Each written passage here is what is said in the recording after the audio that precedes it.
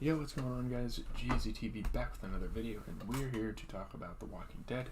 We watched the 10th episode of Season 7 last night. Pretty interesting episode, pretty intense moments. Yeah, it seems like we're building up into a crazy battle, but we still have to wait a while until it happens, so yeah. Let's get into the plot, the critic reception. I gotta get going on some homework, watch some TV, and I need to grind some 2K. I need to get some 2K grinding done. King Ezekiel, Morgan, and several other members of the kingdom, including Richard, meet the Saviors for their weekly supply drop. That's like a flashback. This is like a side note. It's like a pre-credits type thing. During this, Savior Jared gets confrontational with Richard and demands his gun. Richard refuses until Ezekiel orders him to do so. Like, give him the gun. We want this to go by smoothly. We don't want any problems with the Saviors. And if we've learned anything from Season 7 so far with the Saviors, like, you really don't want to mess with them. Richard hands it over with an insult to Jared, causing Jared to lunge at him, but Morgan uses his wooden staff to stop it. Obviously, we know that Morgan is, like, good with this wooden staff, and he's not going to let anything happen to his former kingdom members. Like, he's grown fond of this group. He doesn't want to go back to Alexandria or anything. Like, he likes these people. For the infraction, the Saviors take Morgan's staff when they leave and warn them to avoid these types of incidents in the future, even though, I mean, yeah, he said an insult, but it was started by the Saviors, dude. It really was. But, yeah. He gets his staff taken away from him, but back at the kingdom, Richard hands Daryl a new crossbow and explains that they share the same goal. Killing the Saviors. They have the same motives, they want to do the same things, maybe they can bond over it, maybe Daryl can start making friends in the kingdom while he has to stay here, because, I mean, yeah, he has to stay here pretty much because of,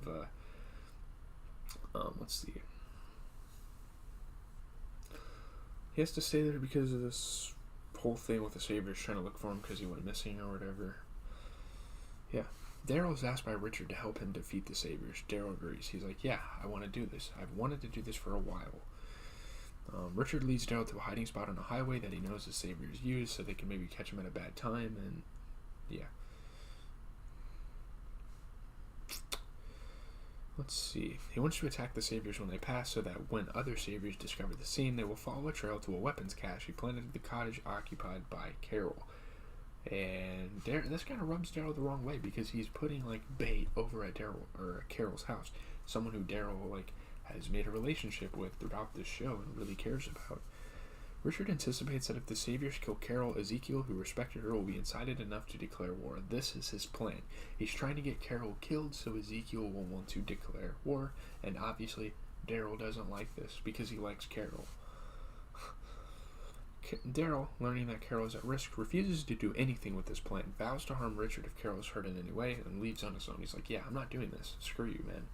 We can't be friends if you're, like, putting one of my loved ones at risk. Like, we can't do it. Let's see. Elsewhere, Rick and his group are escorted into a giant junkyard by the Scavengers, a group of strange-acting survivors. These are very weird people. It doesn't seem like they're really, like, out in the world or anything. Their leader, Jadis, played by Pollyanna McIntosh, tells the group that the Scavengers now own them and they must buy themselves back. No, you're actually wrong because the Saviors are the ones that own this group. Like, you are very much mistaken.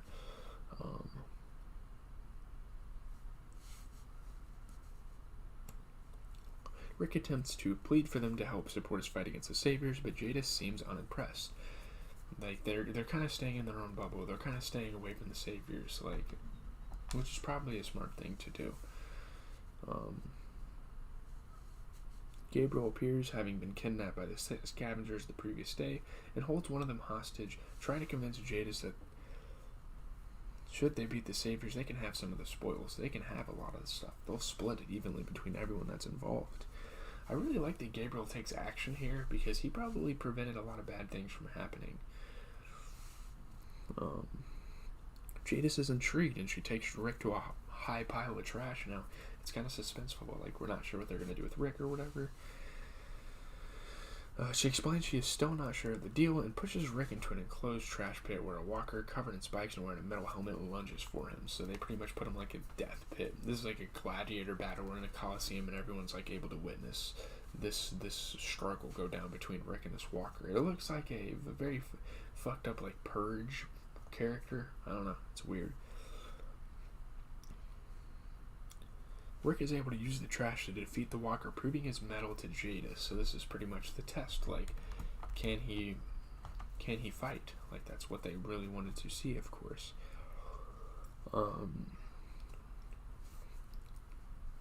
Jadis tells Rick they had been watching the boat that he and had taken supplies for him, looking for someone with the capability of reaching it. And yeah, they were able to reach it, and that's kind of their test, and they wanted to continue to test Rick out here, and yeah, that was kind of their motivation for bringing these guys in here. Jadis agrees to offer the scavengers help if they are rewarded with a lot of guns, a third of the Savior's stores, and a portion of the Alexandria supplies, to which Rick agrees. Of course, they have to defeat the Saviors first, then they'll get their share of the guns.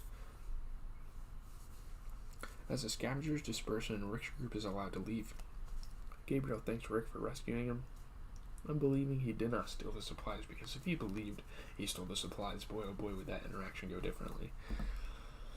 At Carol's house, she greets Ezekiel and accepts his gift of cobbler. After Ezekiel leaves, Carol is surprised by another guest, Daryl. So Carol didn't realize that Daryl was actually there, and this is the first time they've interacted since then. The two hug, and Carol tells Daryl that she left Alexandria as she didn't want to lose anyone else. If people died, she didn't want to really know about it because she's gone through enough loss. And if Daryl died, she would have been in shambles. But of course, he found her, so that's a good sign. Daryl catches her up on events in Alexandria, though lies about the deaths of Glenn and Abraham. No one died. We're good. Daryl returns to the kingdom, and while befriending Ezekiel's Bengal tiger Shiva, he asks Morgan to help convince Ezekiel to join the cause against the Saviors. So it's all really riding on if King Ezekiel will want to fight, and that's what I think the next few episodes are going to be in this series, is them trying to get Ezekiel to do this. Morgan refuses to do so. Like, he's not going to go up to this higher power. The next day, Daryl sets out to return to Hilltop to help prepare there. So yeah, that's interesting. Pollyanna McIntosh, her first appearance as Jadis in this episode. You can already kind of tell that she's going to be a major character here. It's a good episode. It's a good episode. 84%, 7.3 out of 10, 31 reviews on Rotten Tomatoes. New Best Friends balances absurdity and dramatic tension as it introduces a bizarrely entertaining new community, even if some moments feel forced and contrived. I would usually say that it's a bad thing to introduce new people, but I actually kind of like these people. But yeah, leave a like, comment, and subscribe. I'm out. I gotta go do some homework and stuff. I gotta get some stuff done. I gotta be